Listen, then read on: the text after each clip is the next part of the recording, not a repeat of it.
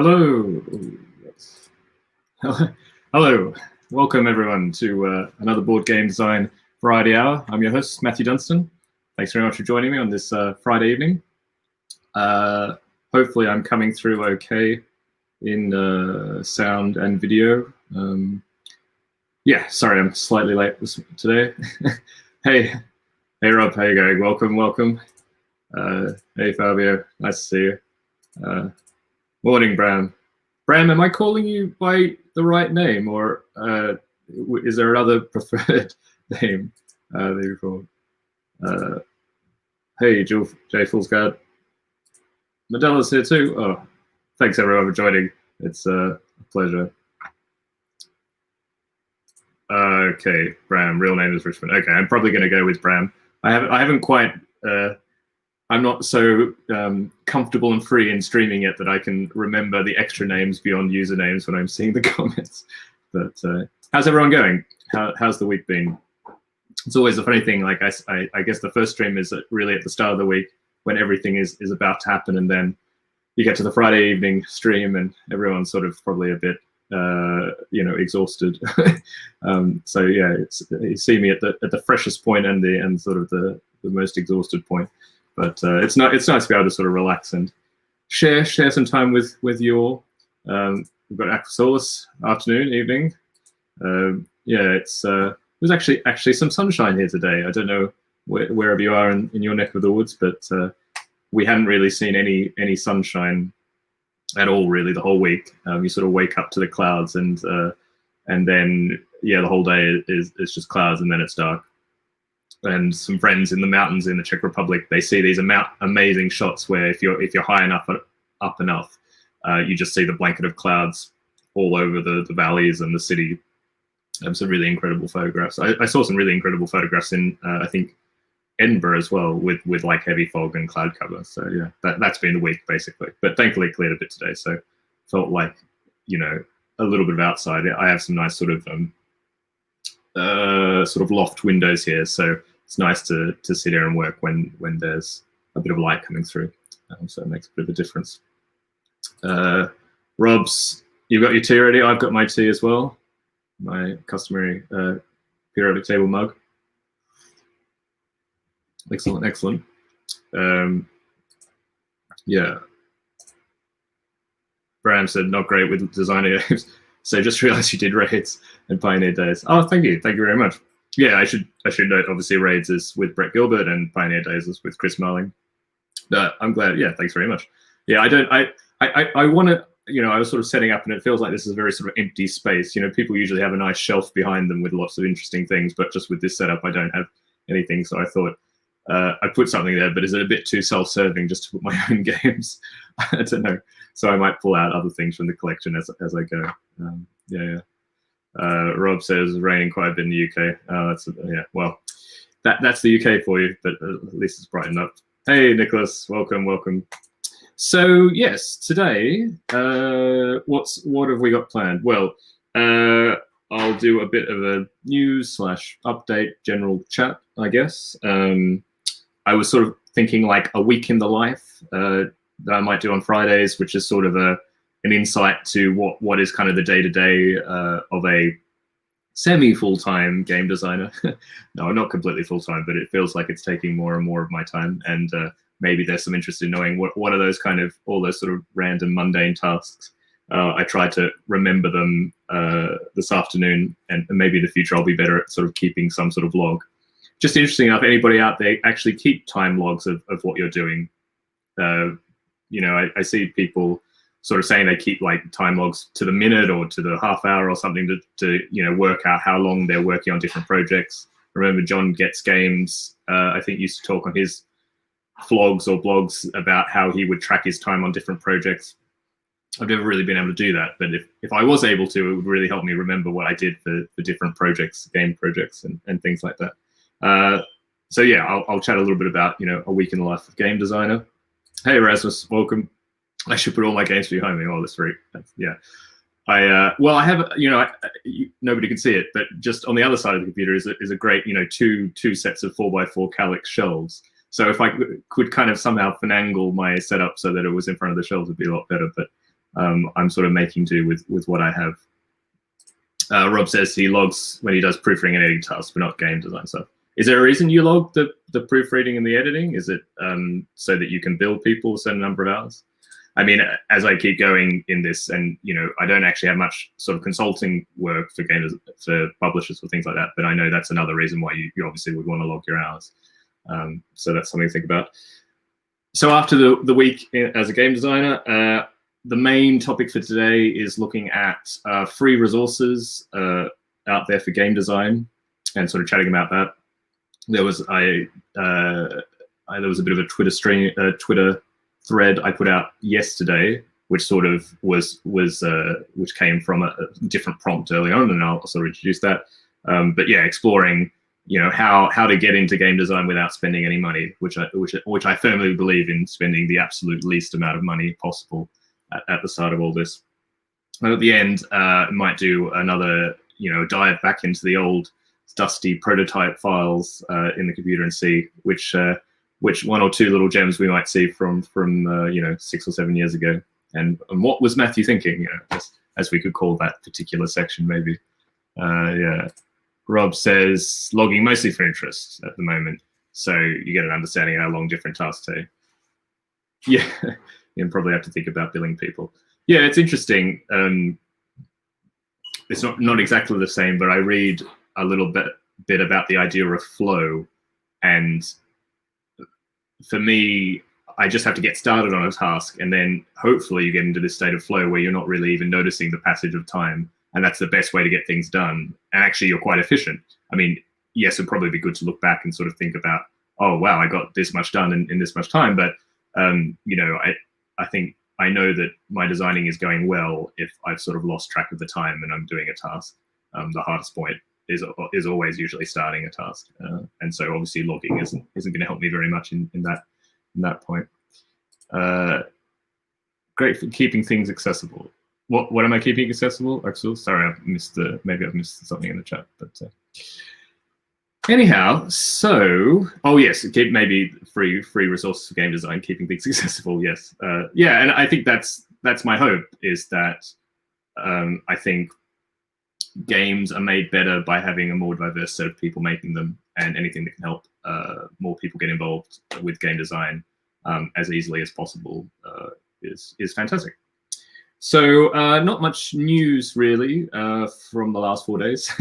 I was thinking maybe news, I guess, is probably not going to be a very regular segment, because the life of a game designer generally doesn't have huge, outstanding, news headlines every few days. Or maybe if you're lucky, I don't know. I've got to get a bit better at chatting to publishers and seeing what I might be able to share on the stream. So I got a draft cover of. Oh, I should put up the banner. I should pretend to be vaguely professional here. Oh gosh, I've lost everything. I got some art from David Harding, who's the publisher of Grail Games. He's the person behind the publisher Grail Games. For those who might not have seen, he announced during the Spiel live stream for upcoming releases from Grail Games, he announced Botanic Gardens, which may be renamed just Gardens, from Brett Gilbert and myself. So they'll be kickstarting that probably next year. It's sort of a light card open drafting tableau building game where you're building a garden across 3 sets of rows, and it's beautiful because he took a theme that we pitched as sort of a generic, not a completely generic garden theme. We had the idea of Capability Brown, which was sort of as far as I understood, pioneered the sort of landscaping movement in the sort of 19th century or something like this in England. And so our idea of having a perfectly landscaped garden and walking through the garden, and you have these patrons who want to see things in different orders and things like that.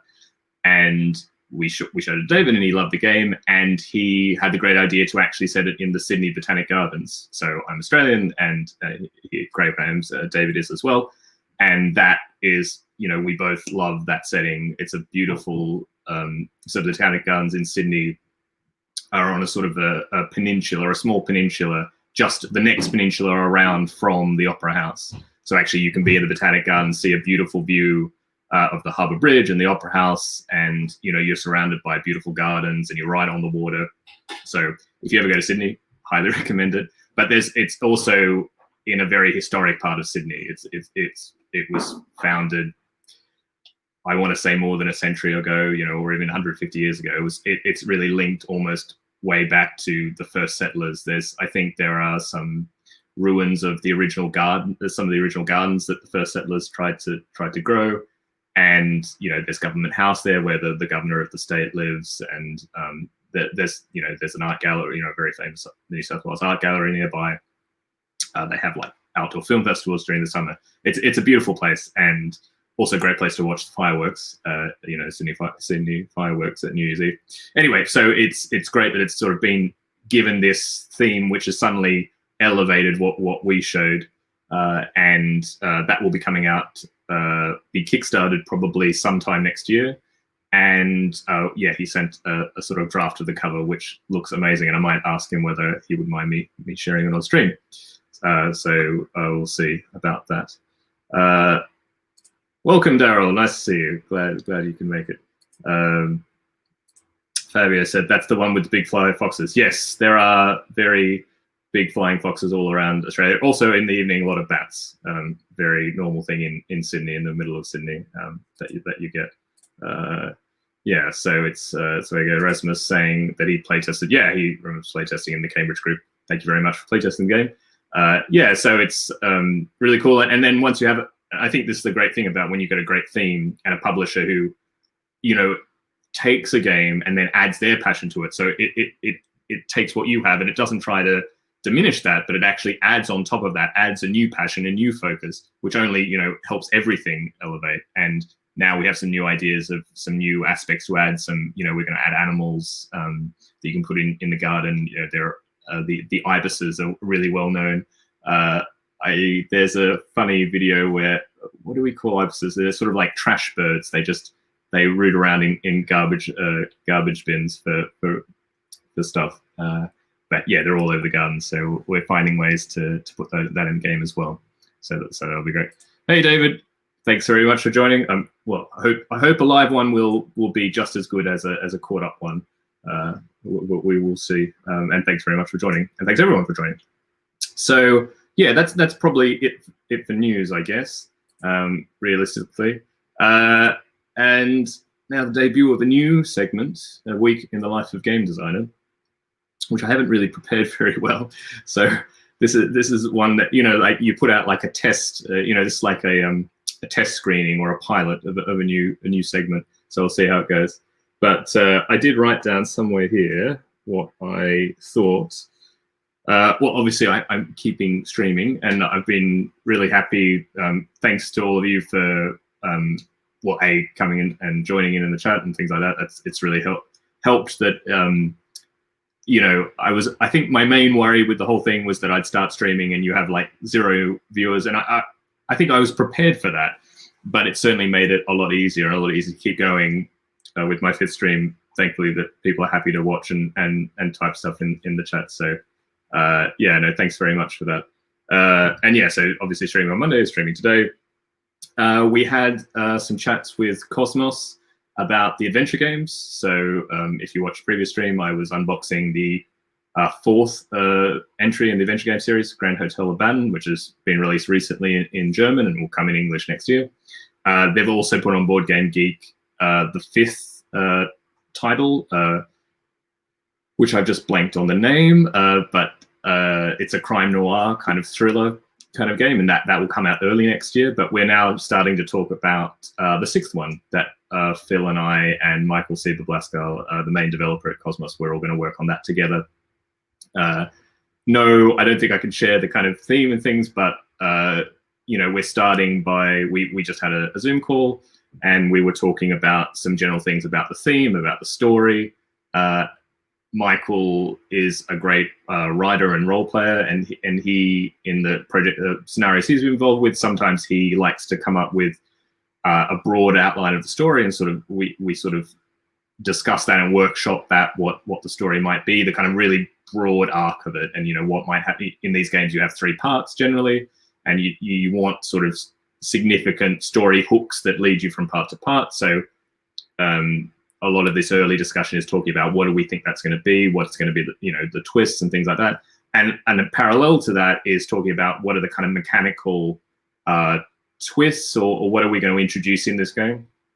The really interesting thing with the adventure games, and I haven't really been involved in a project like this, is that you get, you kind of get sales feedback. And because there's now four different products with 4 different focuses, they have kind of different ages, different themes, slightly different mechanisms in each of the games. You actually get feedback about, what gamers, what players like in different games. They like certain parts of certain entries in the series. They don't like other things.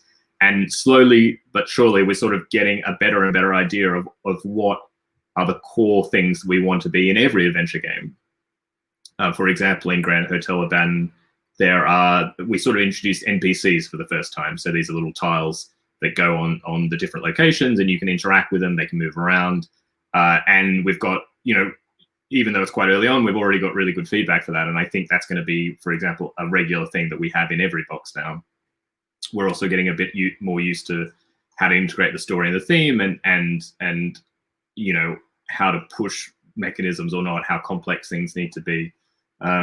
So that process is really interesting, and it's definitely a different experience to making a game, pitching it to a publisher and getting it published. This is sort of a living thing that you have to keep working at, that you keep evolving, and your sort of idea of it changes as you go on. It's a little bit like a living card game, or Magic the Gathering. I always think it's such an amazing, a very different kind of example in the world of game design, that you have a game that's 25 years old and has to survive all that time and keep reinventing itself. It's a very different task, and so this is a small a small window into something like that.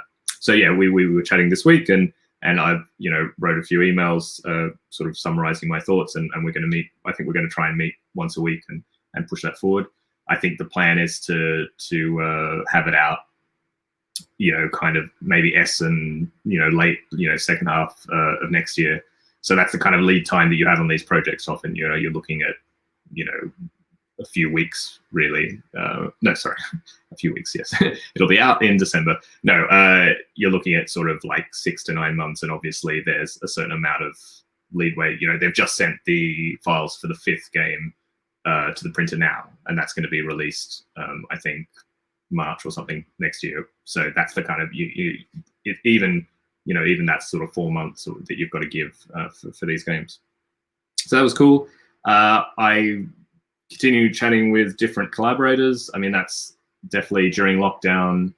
I just like the streaming is a good way to sort of connect with the community and feel like I'm not just here by myself when I don't really see anybody during the days. I didn't actually leave the apartment much at all this week. We're still in lockdown here in Prague, and I'm just trying to be responsible and not trying to interact with too many people. So yeah, it's nice to talk to other people during the day, and had a chat with Marc Paquin this morning. So Marc is a really, really talented French designer. He's not potentially very well known, but he was the designer of, I'm just blanking on the name of the game, game from Madigo, which is, the pirate game.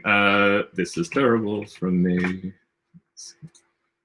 Anyone wants to shout out in the chat? Pirate game where you draw on the board, which I'm forgetting suddenly. Hoping Treasure Island. Thank you, Equosource. you saved me. But yeah, he's the designer of Treasure Island, which is an incredibly inventive game. If you haven't seen it, check it out on Board Game Geek. It's a sort of a deductive game. You have a beautiful map up by Vincent Dutrait, and you're using different apparatuses with sort of dry erase markers to look, search different areas of the island. You have sort of a compass and a divider and things like this. And it's an amazing game. His first published game, I think, but he will have more coming out soon. I can just have a check what he's been doing. Oh, he also was the designer of Yamatai from Days of Wonder. So that was a co-design with Bruno Cathala. So yeah, really, and also absolutely lovely guy. Has done, yeah, those are his main games. And he'll have some new games coming out in next year, I think. So we met I kind of met through Bruno Cathala actually when I visited. He lives quite near Bruno in the south of France, and we met at one game night. And yeah, we catch up at fairs, and I stay with his group of friends. When I went to Cannes in the past, they've let me sort of grab a couch space in the little apartment they rent with some other friends, French game designers. So yeah, and we always keep saying we want to do a game together. Interestingly enough, we were banding an idea about a kind of deduction game with Dixit-style cards. And we were like, okay, it would be great if you had like a map and it had locations, and then you were using like Dixit cards to give clues to your teammate about where to move on the map. And you have to try and get the images of the Dixit card to match the image that's on the bit of the map that you want to move to. And we were sort of chatting about this for a few weeks, and then probably only the next week, Shadows over Amsterdam was announced, which is basically exactly that idea. And it was one of these funny instances. And we all know, we both of us know the designer of Shadows over Amsterdam as well. So we had a funny moment where we talked about that we'd had the same, this sort of simultaneous development of a game. So that was quite funny. Yeah, but we had a really great chat this morning. I mean, that's a lot of, I guess the week of a game designer is a lot of talking. Sometimes to move games along, I find the best way is to have a chat with a co-designer. And I had an old idea that I had written down a long time ago, and there are some certain ideas which this one hasn't even ever been a prototype at all, but I know it has some promise. And sometimes I just leave it and I wait until, and I throw it out. When I start with a new collaborator or a new co-designer, I often have this list of game ideas which I know have promise, but for whatever reason I haven't pushed. And I'll just throw them out there. I'll just say, okay, I have, this. I've been thinking of this game. I've been thinking about this kind of concept, and in this case, this old concept just stuck. Mark immediately, we started going back and forth on some ideas, and it was really, really great. And I actually, even better than most meetings, like we have even a set idea of how we might go about making a prototype from sort of a 1 hour discussion. So that was, that was a really nice feeling, to come out of that. And also, I was getting back to some other things with Mandel, who's in the chat. We're working on some games, and on a game in particular, and I need to remake a new prototype for that. So yeah, and then also just boring accounting stuff where you have to send invoices to publishers to get them to pay you. But that's a good thing because I've managed to get my accounting worked out in the Czech Republic, which was a very long, slightly long process. So yeah, I'm essentially an entrepreneur kind of licensed person here in the Czech Republic. So I can finally invoice, and there's a little bit of a rush to get payments before the end of the year because taxes are kind of done in the calendar years here. So yeah, so that was kind of my week as a game designer as such. There was a question I think I missed somewhere. Okay, yeah. How do you go about working in the story with mechanics? Was this in regards to the Botanic Gardens or oh, sorry, it's probably adventure games. Sorry. Yeah, it's interesting. I think we start usually with theme, a sort of a generic theme or a setting that we want. And then from that setting, we sort of, you branch out into thinking about what's a specific story you could tell in the setting or theme. And then what are some mechanisms that would sort of fit that setting or theme. And you're developing them at the same time, but usually they'll sort of go parallel for a while, and then you'll look for ways to, have specific story elements that can link to certain mechanisms. And often an easy way to think about it is you'll have a particular cliffhanger, which you'll think about narratively, or you might think about mechanically. One of them starts, you sort of think, oh, this would be a great way for a scenario to end. And then you go to the other side that you haven't thought about and go like, okay, well, how could this hit? So, if you have a narrative hook, you're like, okay, this would be an amazing cliffhanger. Then you sort of think, well, how can I think of a mechanism that might support that crescendo and make sense? sometimes you'll have an idea for a mechanism instead, and then you've got to think, okay, well, what kind of story hook would fit that? I think as we go further and further along, we realize that actually the story does actually have to come first. It's generally you can make mechanisms that will fit the story, or the mechanisms are kind of general enough that they can be applied to different stories. But if you're trying to adapt a story to fit a mechanism, usually the story is missing something, or it won't be as good as if you had less constraints on the story. So that's what we're kind of learning about, trying to kind of integrate those two. But it's always a learning process, and it's not my necessarily field of expertise, I guess. Storytelling or narrative design or things like this. So I'm learning as we go, basically. Mayhill says the earlier in the process, the less frustrating it is with collaboration go design. Definitely. This meeting today was it's you hear people talk about, when you're an actual game designer, you don't get to do game design very, very often. I was watching a video by Rob Davio this week, which I'll talk about where it was a bit later. But he said, "Oh, I'm lucky if I get 40% of the time during the week to work on games, like actual game design." And yeah, this is an example of just what the best part of game design is. You have no restrictions. You can think about, you're completely free to think of new ideas. You haven't had to really think about how am I actually going to get that to work, or even, it's a card game. It's like, what kind of cards are we going to make and things like that. So yeah, this is the best time. We're enjoying it. I suspect quite soon we'll have to come back to earth, and when you make the first prototype, that's the first moment when you realize, how am I actually going to do this? So I'll enjoy it while I can, thankfully. Oh, we have a Ross in the chat. Welcome, Ross. Yes, invoices do equal money. They are boring but worthwhile. Yeah, and you have to just like most sort of freelancing type professions, you're always chasing people. Thankfully, you don't always have to chase people, so it's not too bad. We have Daniel Solis in the chat. Hey, Daniel. Welcome. Wow. Okay. Daniel, for those who don't know, Daniel is an amazing game designer, art director, graphic designer. He has many hats and is currently working with, you have to tell me which publishers is it WizKids that you're working with, Daniel, or as an art director? And Daniel has an amazing blog, which I will reference, which is going to be part of, I'm looking at my other screen here where I've prepared all the things for later, talking about kind of free resources. Daniel's blog about game design and graphic design was one of the really early influences on me as a designer. And he has lots of really great tips and tricks about various things, and has a great Patreon as well about, graphic design, art direction, things like this.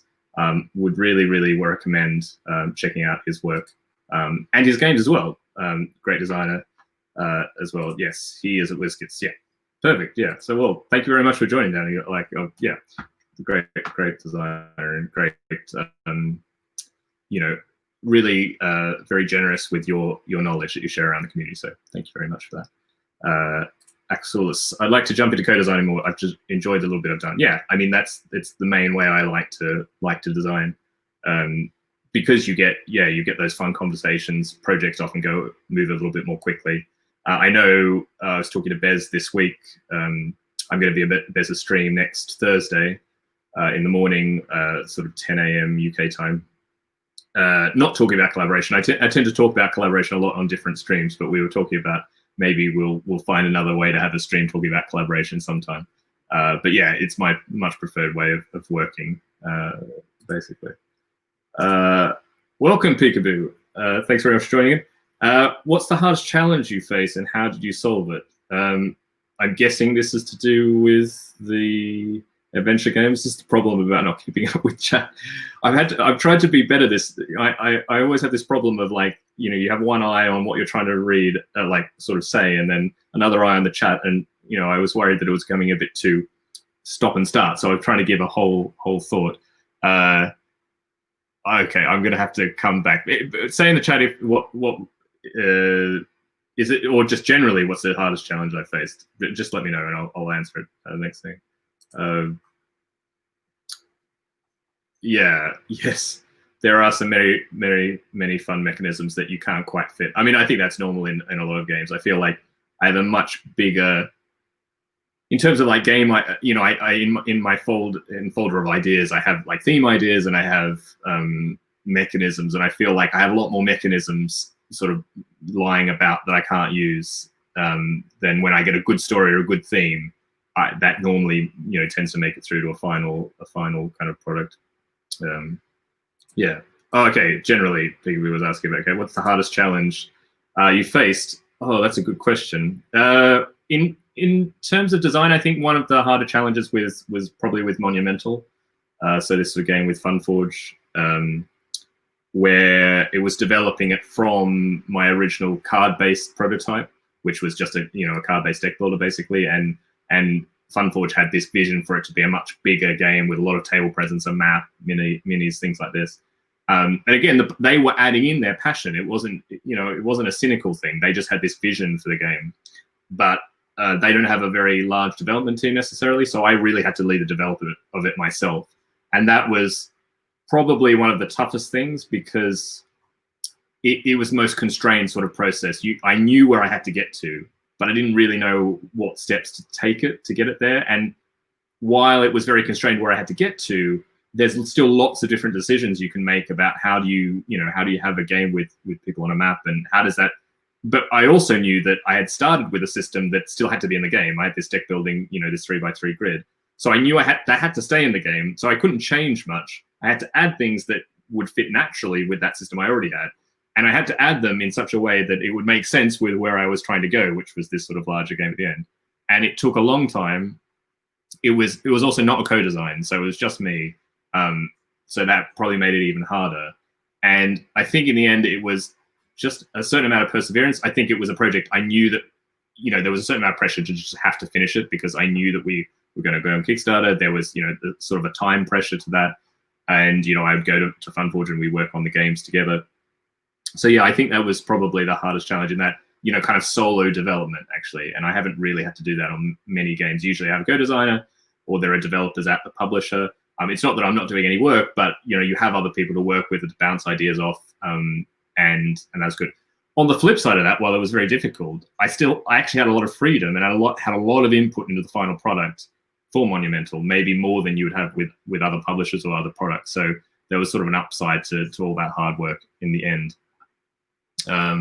Rob said Daniel Solis, big influence on getting me started. Yeah, I think I suspect we should put a poll out and see who was reading Daniel's blog many years ago. I guess I don't know how long the blog's been going actually.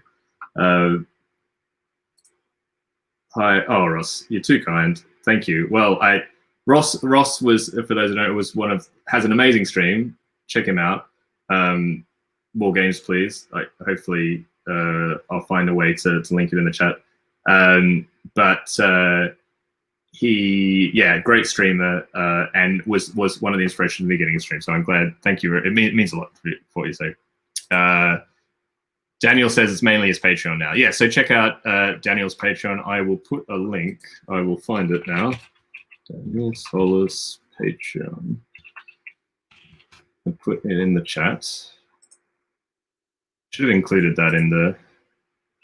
Okay, this is where I try and.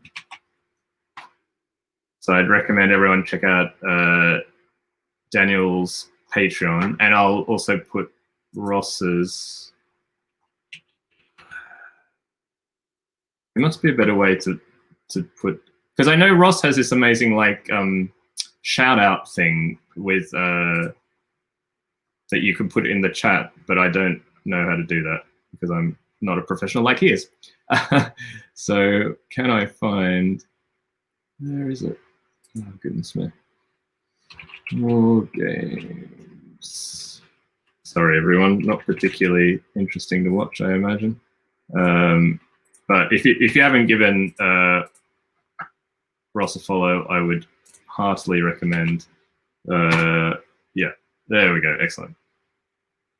Oh, okay. Bram tried shout out. Yeah, I think I have a feeling Ross can tell us, but I think it's probably something to do with his streaming platform.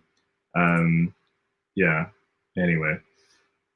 Great. So I think that's it for a week in the life of the game designer. But let me know. Was it interesting? We'll come back in other weeks. Maybe it'll just depend on the week I've had and whether it's actually interesting or not, whether I do it. But onto the main part of the show. I should also say I'd be interested in feedback whether, is the length of the stream something that people are particularly sensitive to? Is it really good that I try to stick to an hour? Would it matter if I go a bit over? I'm looking at the clock and I'm like, I have a bit more to talk about, so it's probably going to be more than an hour. Obviously, I know people have to leave it at any time, but do let me know if it's, if you have sort of a preference on time.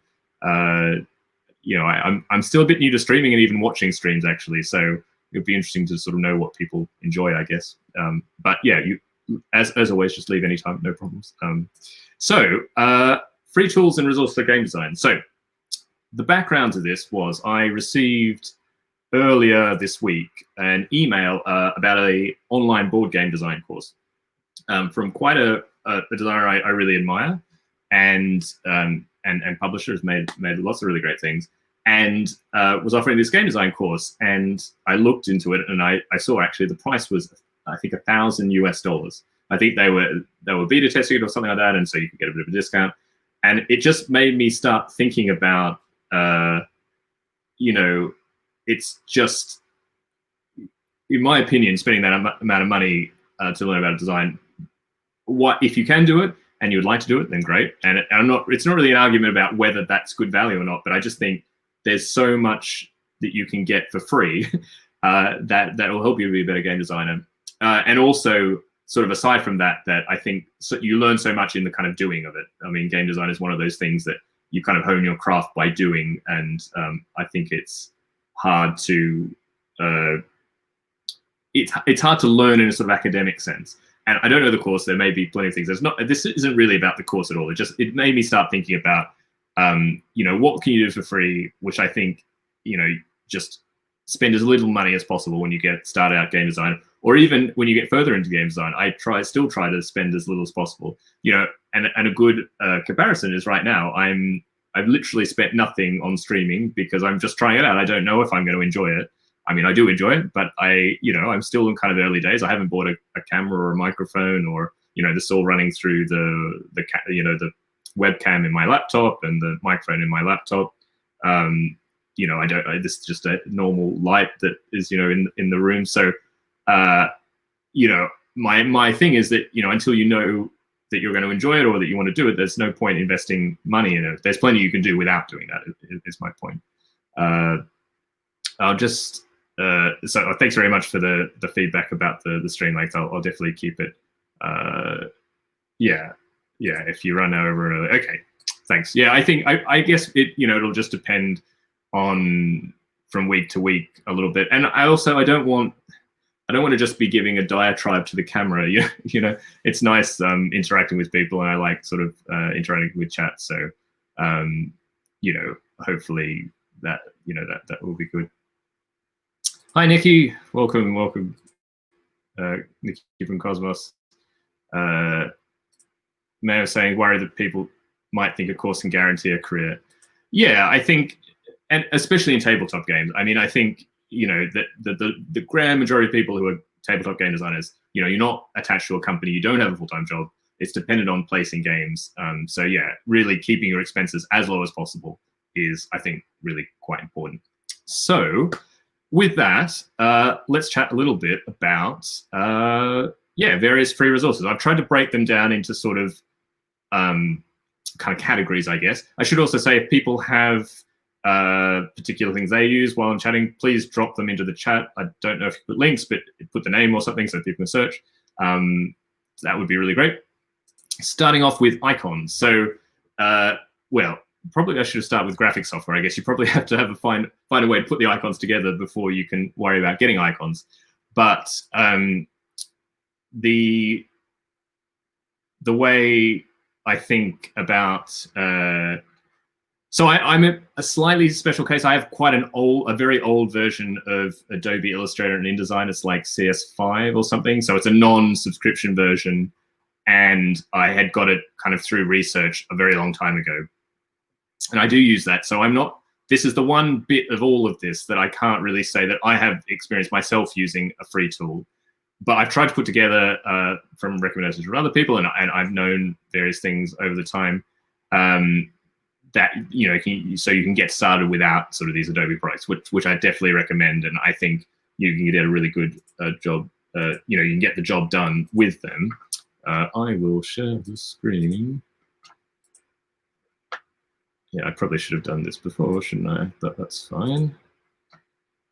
Okay, here we go. So there's GIMP, which I think is completely open source and free. Sort of image manipulation program, as it says. So that's quite good. I don't know. Sometimes there's a bit of a platform question, and I don't actually know whether it works on all platforms. No, it's cross platforms, so Linux, OS X, Windows, which is great. The one I know a lot, well, I've heard a lot about is Inkscape. I have other designers I know who, sorry, I should highlight that probably. Yeah. Who have really sworn about Inkscape, and that it has almost similar functionality to Illustrator and things like this, and is free and will get you going. And I think there's probably a lot of good tutorials out there. So yeah, so GIMP or Inkscape. So those are the main two that I have in mind. If other people have, Rasmus in the chat is talking about Affinity Designer has a one-time purchase and way better than Inkscape or GIMP. Okay, all right. I was actually looking into that a little bit, but I hadn't had any Affinity Designer. Yeah, I think that was yeah. So when I said I had this old copy of Illustrator, I do have a bit of a problem that I'm going to be. I'm basically limited by operating system that very soon. I'm basically the last version of the Mac OS operating system that I can use, and it's not the latest one where I can still use this old version of Illustrator. And Daniel's been recommending new designers start with Affinity first. Okay, well, Daniel is absolutely so recommendation is Affinity. Yeah, and I think, it's not particularly expensive. So this is, that's in Czech crowns. That's like £40, something like that. So yeah, like £40 or $50, whatever that is. And yeah, as far as I understand, Affinity Publisher is basically the replacement for Illustrator, and they have a whole bunch of, they have other programs. They have Publisher, which I guess is, I think, is it the kind of version for InDesign or things like this, and Photo, which I think is sort of the Photoshop equivalent. So yeah, okay, well, I think and actually I'm probably gonna, I think, get Affinity Photo. So there are completely free options, which I think, when you're getting started, great, just try them out. But once you get into maybe working a little bit more, a small little investment, relatively small of £40, something like that. And yeah, there is a big difference that it's one-time fee, you have it forever. One thing, and I have included these programs. There are some other great programs for different things. One in particular, Data Merge. This is one thing I learned a lot from Daniel. Data Merge with InDesign. Basically, it's a way of having a spreadsheet of data that you merge into a template, which then, if I want, 50 cards, I can have 50 rows in a spreadsheet, each with the different details for each card. I can merge that data into a card template and make 50 different cards. And I found it really hard to find a data merge substitute, actually. It's been one of the difficulties. And there are some great other tools out there for that, but a few of them, unfortunately, are subscription-based. And, it's a pity that I'd happily pay, something similar to Affinity Designer, that kind of fee for that, for InDesign, for the data merge capability. But yeah, that's still a thing I'm currently searching for, I guess.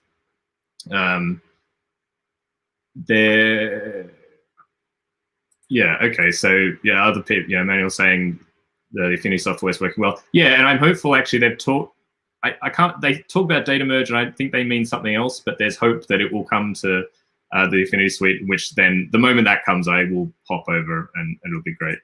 Rob's talking about Krita for painting, and layouts in Nandeck or Scribus. Yeah, Nandeck's another. I should have included that. I'm on Mac, and there are some workarounds to get it on Mac, but it's much more on PC kind of thing.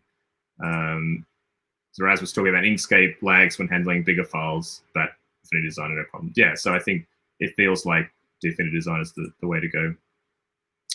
Do you know if you can manipulate Adobe stuff in Affinity?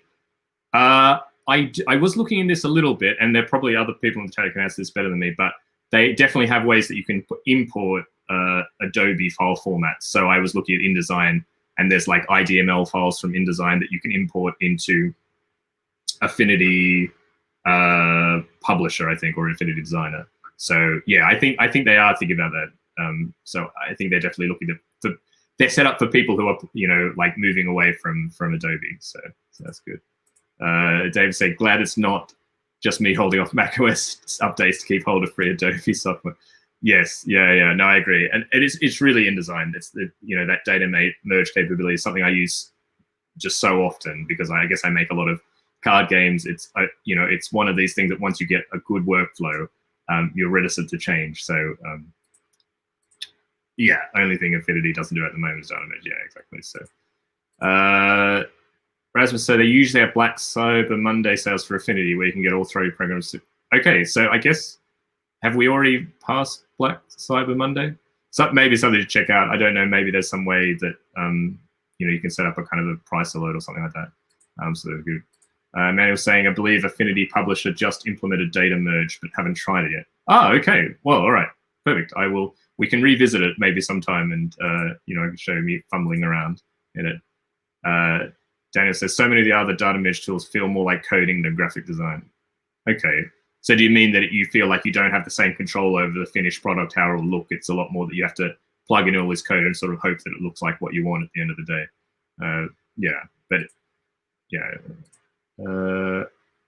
Yeah, great. So so that's sort of a brief thing in graphic software. I must say it's not exactly my area of expertise.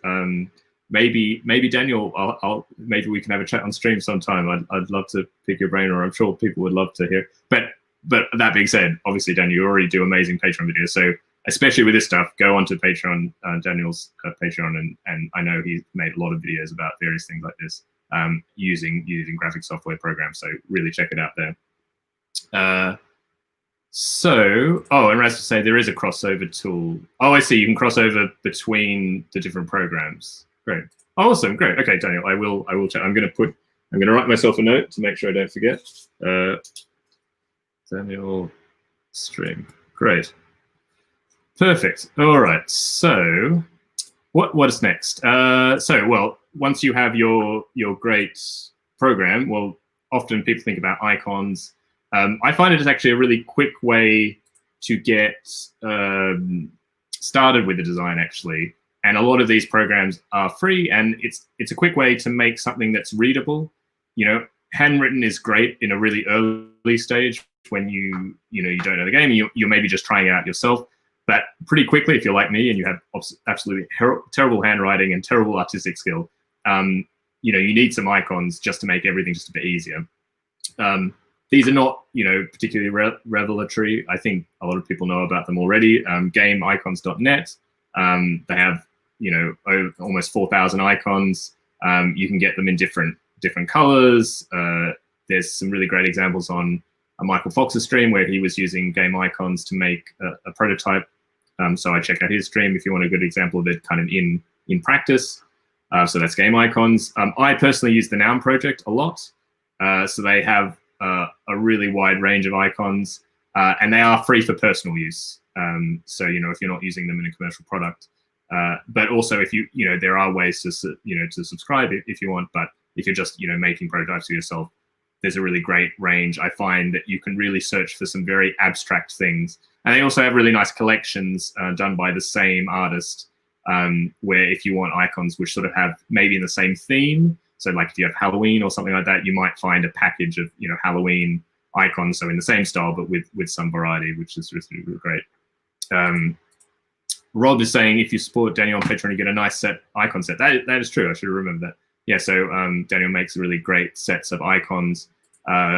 He also did the graphics for the textbook on game design mechanisms by Jeffrey Engelstein and Isaac Shalov, looking at all these different ways to how do you show graphically different mechanisms. So yeah, I would really recommend. Also, a good source of if you support Daniel on Patreon. There's Flat Icon. I've a few co-designers of mine swear by Flat Icon, and they use it a lot. There's a lot of variety there. You have sort of more of these kind of, I guess, filled style. There's sort of a more divergent style. There's also ways to alter the colors, and quite a few of them are free. There are sort of premium packs if you want to pay more, but that's a really good source of things. And somebody pointed out on Twitter FreePic, which I think are more kind of vector stock photos and things that you can use. So obviously maybe it's not as not as much as you would use, I guess, in game design, but maybe for the box art or something like that, or if you I know designers sometimes make up a mock of the box, which really makes a difference. I'm not sure. I was going to show. I have a game I'm working on with Tony Boydell, and he's always great about having mocking up a box and you can use stock image footage, things like that here. So yeah, so there's a lot of good source of icons. Don't have to pay any money. There's one on Mac which I've now forgotten its name. It might come back to me. So yeah, definitely worth checking out. And again, don't have to pay any money. And the next part was, I guess, more talking about design resources, because I guess that relates maybe a little even more closely to this idea of paying for a design course. But I feel like there's so much out there that you can get inspired by, either blogs or vlogs or podcasts or websites. There's so much stuff out there that is just really worthwhile. And I'm not going to be able to cover all of it, because it's been a really burgeoning kind of scene, I think, and I'm really glad. And I love listening to these things. It's not only is it sort of educational, but often it will just spurt different ideas. It can be really great inspiration. And just before I go, Unsplash Rasmus talking about unsplash.com for free real life pictures. So I can try that, actually, I guess. I don't know how I can, no, probably. I'll put it here just in case I type unsplash.com.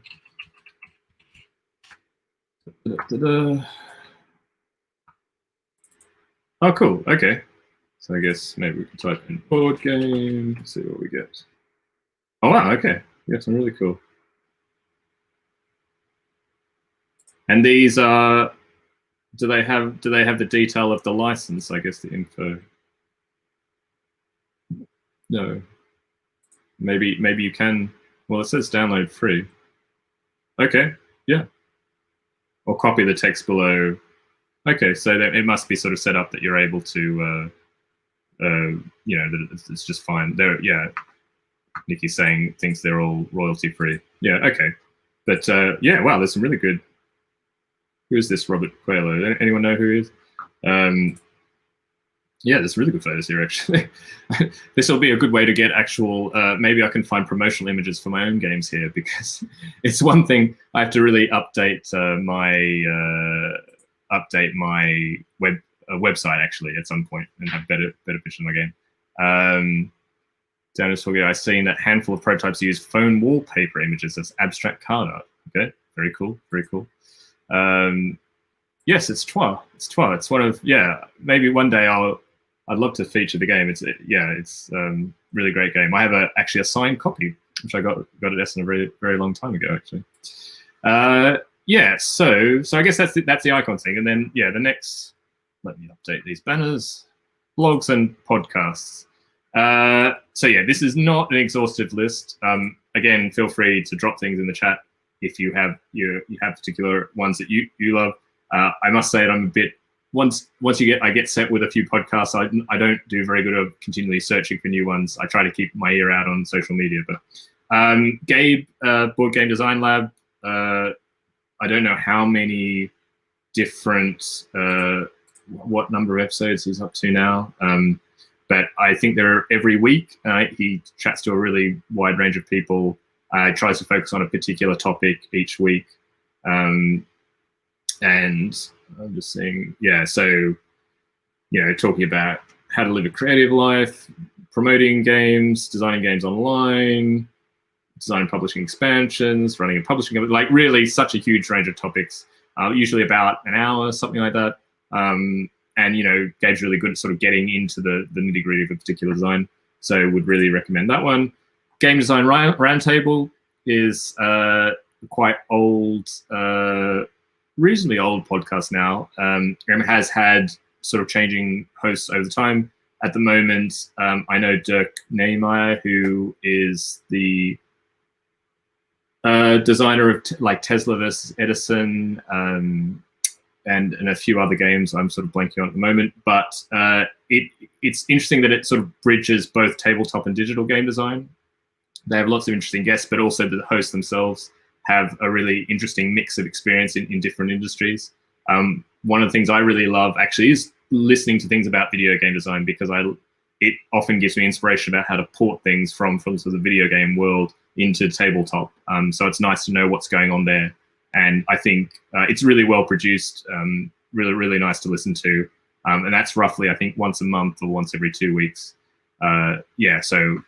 Big recommendation for the Game Design Roundtable. And they're up to like 250. I don't know how many years they've been going, but even the older episodes I think are still like really very very relevant. And Rob makes the point. Yeah, Rob Davio was a co-host for a while, I think in the early 200s probably, or maybe a little before. You can check it out.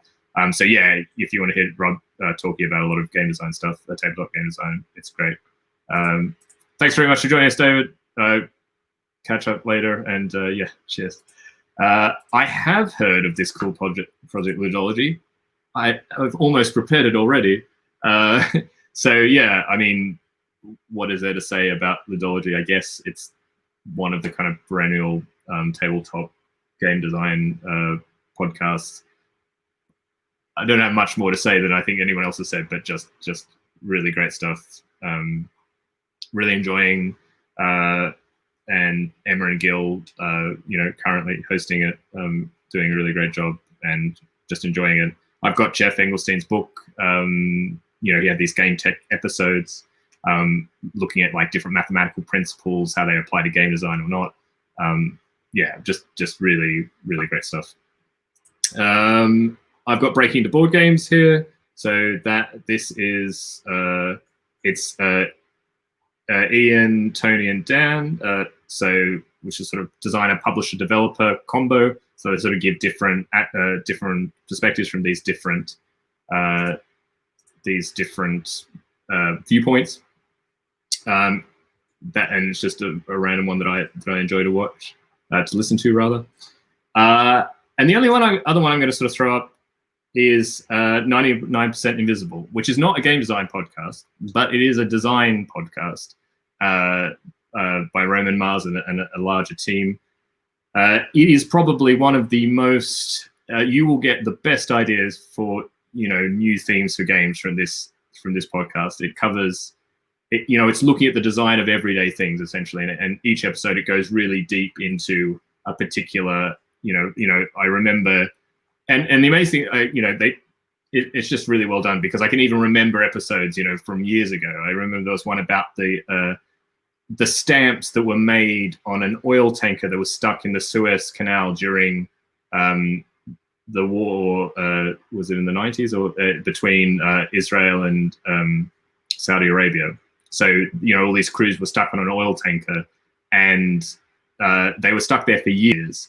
And they formed like societies, but amongst themselves, they were kind of all crewed by skeleton crews. And they even made a small set of postage stamps, which ended up getting into circulation because they would send these stamps back, and now you can kind of collect them. It's really, really recommended. I don't think maybe it's not a very big secret, because I think it's a fairly well-known podcast. But they even have some really interesting kind of game design episodes. They have one about developing the rules of basketball, how the shot clock came in as a sort of innovation, which is even closer to game design. So really recommend 99% Invisible. Daniel says, I'm guessing 99% Invisible and Planet Money have inspired so many game ideas for me. I will check out Planet Money. Thanks for that. I don't know them. I'll add that to my list. Great. So yeah, plenty of yeah, and I haven't. So for more blogs and podcasts, so there's Cardboard Edison. They do an amazing job collating lots and lots of different links and content about all sorts of game design topics from around the internet. Of course, they must be good people because they choose only the best designers to feature on their website. That wasn't planned. Just that worked out well. But some really, they have links to podcasts, different articles, and they have a really good newsletter. Also, a great Patreon actually. And through their Patreon, they maintain, I believe they still maintain, a list of publishers who accept submissions. So if you're trying to look for new publishers that might accept submissions, I think you can pledge at a particular level of their Patreon to get access to that. And they do amazing infographics about different sort of statistics in game design. So looking at, like what are the kind of royalty rates? What are the different clauses that you see in contracts across different parts of the world and different designers? They had a really great, I'm sure they're going to come out with the next iteration of it. I remember filling in, they sent out a sort of questionnaire to get designers to put in details of their contracts anonymously, but so that they can get information about the industry, which is really useful. Daniel recommends the Game Designers of North Carolina podcast. Are you part of that, Daniel? You're from North Carolina, right? Yeah, okay. Game Designers of North Carolina. Shall check that out as well. In terms of sort of older blogs, I did have Daniel's blog here first, actually, already. Where he goes through his process. I think some of these are a bit older, but even like the older ideas I think were great. And there was a lot of Daniel went through. He self-publishes some of his games through Drive-Thru Cards, and sort of going through the process of that, of developing them and going through that kind of self-publishing process, and just throwing out random game design ideas. So there's lots of really interesting stuff there. So I'd recommend that. There's the so Jay and Sen from Ling, Jay Cormier, known collectively as the Bamboozle Brothers, so the designer of Belfort, designers of Belfort, many other games. And this is quite an older style, but they had these steps about how to get a board game published. And they, in each of them, they would look at a particular part of the process. And it just, I always found it, I thought it was really well broken down, a really nice sort of summary of information. I've never really seen something like that since. So yeah, I would recommend it. It's called inspirationtopublication.wordpress.com. So, and the steps. So I'd recommend that.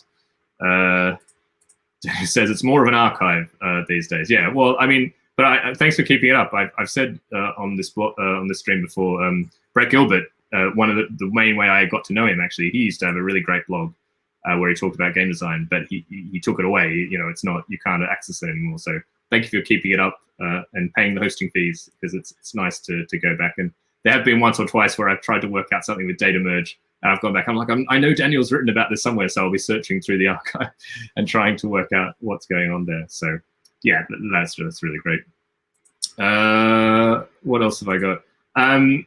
So this from the digital world, you've got the Game Developers Conference. I think that's what it's called. They usually take videos of all the talks. So the Game Developers Conference, as I understand it, is like a 3 or 4 day, huge, probably the biggest digital game design conference in the world. Quite expensive, but they do a very good job of videoing all the panels and sessions, and they do make a certain amount of them free and available. And they have a great website where you can search through all of them. Obviously, it's a huge industry, and not every topic is exactly relevant, but you can, again, it's that kind of slightly parallel advice that is almost the best to kind of spark something new, because they're talking about something related but not exactly the same. So and digital designers talk about, for them, they probably talk about it in a very kind of regular way, how everyone talks about it, but because they're just talking about it in a slightly different way that in tabletop design, how we talk about things, it can spark new things. So it's, and yeah, as Rob points out, yeah, they have started having tabletop game design as part of GDC. I don't know if they're freely available. I know like Jeff Engelstein, I'm pretty sure, did a talk. Gil Hoover did a talk. So yeah, maybe they're somewhere. I haven't looked. I mean, I could try now, I guess. Filter by category. Maybe there's going to be tabletop here somewhere. Smart. No, I can't see it directly. Design, maybe. Or maybe that's taking it out. I don't know. Anyway, you can have a look through and see what's there. And yeah, some of the talks will, Rob points out, yeah, some of the talks will end up on YouTube. So yeah, that's another place to look for it. And speaking of YouTube, there's the Tabletop Network. They've started putting up more and more of their different videos and interviews that they've done with various designers. They also ran a designing conference, as I understand, last year, and maybe the year before, this sort of Tabletop Network conference. And they've started uploading relatively recently some of the talks. I watched this one from Rob Davio. This is going to be talking about being a professional game designer this week, which I thought was really, really great. Kind of preparing a little bit for when I go onto Bez's stream next Thursday. I'm going to be talking about a little bit like how can you actually be a professional, like a full-time professional game designer? You know, what are some things to be able to do? See you, Erasmus. Thanks very much for joining. Enjoy the evening. So yeah, but all their videos, you know, they've got quite a few videos that I think are really well done across different things. Matt Leacock's got a talk there, different graphic designers and things like that. So and I think there's probably other YouTube channels to check out. Board Game Geek, you know, I'm sure this is not news to everybody, but there's great designer diaries there that I found you can actually, you know, there's a designer diaries kind of tag. So you can just get all of the designer diaries in one kind of thread. You know, I always find it interesting to read through these things, and you know, you pick up little tidbits through that. So what else? There's the Board Game Designers Forum, BGDF, a bit of an older kind of forum that I don't know how active it is these days, but I guess we're now getting a little bit more into kind of networks and, you know, online play testing. I mean, so these are ways to, you know, how can you kind of connect with people? Because that's obviously also another thing that's a bit difficult early on in designing careers. So yeah, Board Game Designers Forum is a great way to do it. There's often a lot of different things through Meetup. Obviously, this is maybe for the next, not for the current times, but you know, Playtest UK obviously is run through Meetup. Often that's a good way to find different playtesting meetups, and hopefully most of them are free.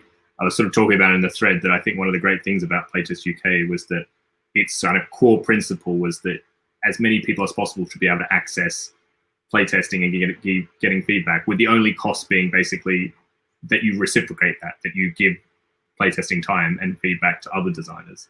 And, you know, I really love that concept. And so, you know, you can access that. And something a little bit more, maybe a bit more relevant to the current point, is the virtual playtesting group run by Chris Backey and Ian Brocklebank. So they aim to hit time zones almost all across the world, and you know, they have a really great organizational system that Chris has talked about in different podcasts. I think how they're running it, and yeah, if you're looking for playtesting at this point, I think they're a really welcoming community, and you know, kind of all around the world, so you can get perspectives from a really, you know, large group of people all interested in games. And I know they have a pretty active Discord server and things like that. So also would recommend. I'm probably not going to talk about too much about prototyping software. That might be a different kind of stream. A lot of people know Tabletopia or Tabletop Simulator, but yeah, it's maybe not. I might skip over that. I might be a bit amiss if I was going to completely ignore my own project. For a while, I helped organize a game design blog called The Design 100. The idea was that you would ask a particular question each week, and then there were a lot of designers who I would ask the question to and ask them to answer it in 100 words or less.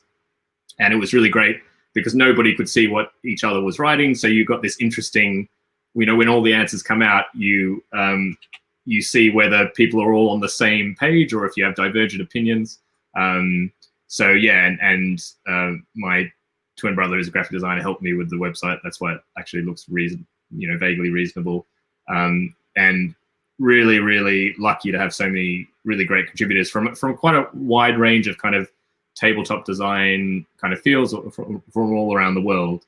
And I got up to 59 entries, which I, very happy with. But I don't know why, when lockdown happened the first time, I kind of, something in me just didn't want to do it anymore. If anyone reads it and finds it useful, maybe I will get back to it. But it's not just me. It was also relying on many amazing contributors who, even just getting to chat and get their perspectives was fantastic. So that's all still up there. So design100.org if you are interested in that. And then I guess Twitter is also another great place to look for different advice. John Brieger, who now has his own development company, used to have this playtesting tip of the day hashtag. Lots of really interesting insights into playtesting and different ways of doing that. You can still search on that, and other people have started using the hashtag as well. So lots of information there. These are just really random now. Henry Audubon, who's the designer of Parks and Kingswood and other games, has just started, tweeting out different ideas, which are sort of freely available to borrow, share, be inspired, which I've enjoyed reading about. So there's lots of fun stuff there. And of course, there's a lot of other streams now. More and more people are talking about great, like Michael Fox, as I said, is doing great streams. I know Frank from Frank West, designer of City Kings, he was doing some streaming about his designing process. So yeah, there's lots of really great resources that you can get without spending a cent, hopefully, apart from an internet connection, of course. So I recognize it's not a completely negligible cost, but yeah. So, and the only other thing I was just as a slight joke, not joke exactly, is if you want bits and things, charity shops are always the best place to find. Basically, you buy very cheap games, usually old copies of Scrabble or Risk, and they have great pieces. I have bins and bins of these like old Risk pieces, and each game is maybe £1 or something, and then you can use them for so many different things, and there's 6 colors and there's lots of them. These are from like old bingo sets. They're kind of like nice counters with numbers. You could use them just as normal counters, or the numbers could be meaningful. And I would always, I'm sort of something I've taken from my mother, who loves going charity shop, like op shop. We call them op shops in Australia. I know they're called charity shops in other places, but we always pop in. No matter any town we'd go to, if we see a charity shop, we'd go in. And so I still like doing this. And if you ever find a game for like £1 or something, and like it's Risk or something, so there's good bits in there, that's a really cheap way to get prototype pieces without buying specific wooden pieces. You don't need to do that. Thrift store in the US, as Axel sort of says. Oh yes, Modelo, Game Maker's Toolkit. That is, I actually can't believe I missed that, because and that will probably once a game. So I have a game that will come out next year, which is directly inspired from a Game Maker's Toolkit episode. So this is Mark Brown. Whoops. So it's a YouTube channel, Mark Brown. It's based on video game design, but he is I think one of the finest people delving into specific aspects of video game design, and sometimes looks at a specific game or looks at specific mechanisms across different games. I actually, pretty much out of anything I've talked about, go and check this out. He makes incredible videos. You can also support him on Patreon. He has other kind of, get access to some newsletters and things like that. But even just the videos, on YouTube are, amazingly produced. And, like, I don't think I've ever watched a video that was bad, essentially. Like, they're all, and they're very thought-provoking. So, yeah, thank you, Mandela. It would have been bad had I forgot that. But yeah, and I will have to do some later point, if the stream is still going when this game comes out next year. I'll have to talk about how I went from watching a Game Makers Toolkit episode to making this game. Yeah. Whew. Great. That was a bit of a I just saw the time going and I was like, I don't want it to be too long, even as I was saying before. But yeah. Oh, thanks very much, Nikki. Enjoy the evening. Yeah, Daniel says loves Henry sketching so as much for the clean handwriting. Yes, that's why every time I used to do a game designer day on Twitter or something like that, but I would never ever sketch it out. You know, text is good enough for me.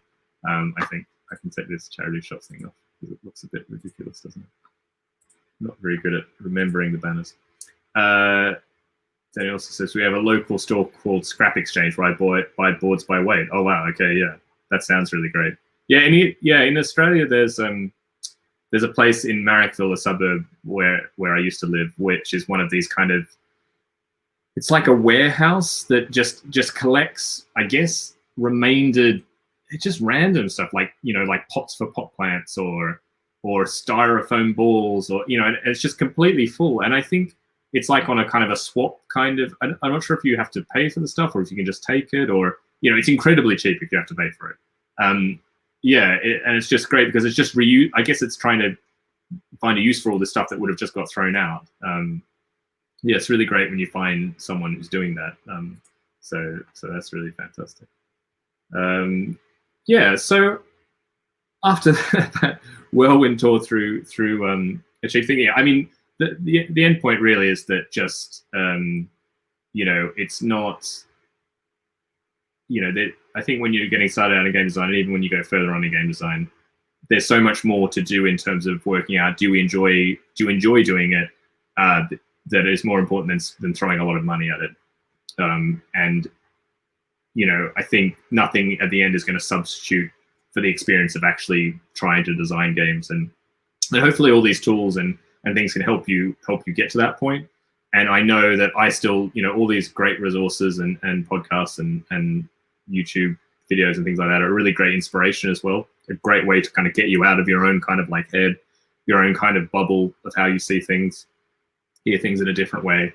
And, you know, every week I try to catch up with you know, a podcast or two, and I watch the YouTube videos. So yeah, hopefully it's useful. If again, if there's any more that that you think of or afterwards, please like hit me on Twitter. I've even prepared it this time.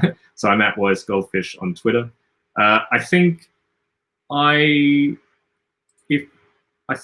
almost at the end. I realize I'm a bit more. It's been a fairly long stream today, but hopefully useful, hopefully enjoyable. Or if not, I hope my voice was relaxing enough that you could, like, you know, drift off in the background. So, but thank you very much, everyone, for joining. It's been a lot of fun, as always. I hope you all have a really fantastic weekend. If you have any ideas about what you'd love me to talk on future streams, please hit me up on Twitter and let me know.